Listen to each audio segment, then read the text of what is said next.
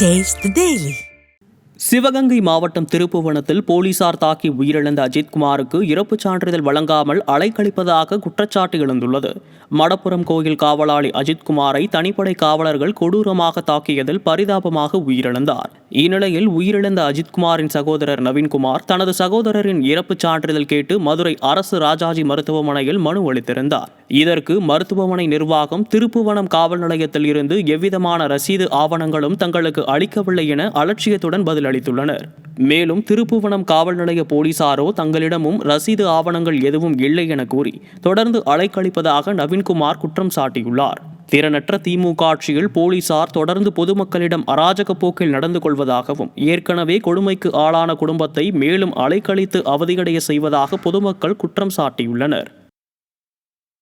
கடலூர் மாவட்டம் சிதம்பரத்தில் விடியா முதல்வர் பங்கேற்ற நிகழ்ச்சிக்கு அரசு பேருந்துகளை பயன்படுத்திய கொடுமை அரங்கேறியது.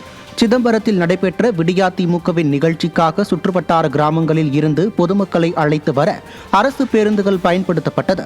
இதனால் வழக்கம் போல் ஓட்டை உடைசல் பேருந்துகளிலேயே மக்கள் பயணிக்கும் நிலை ஏற்பட்டது.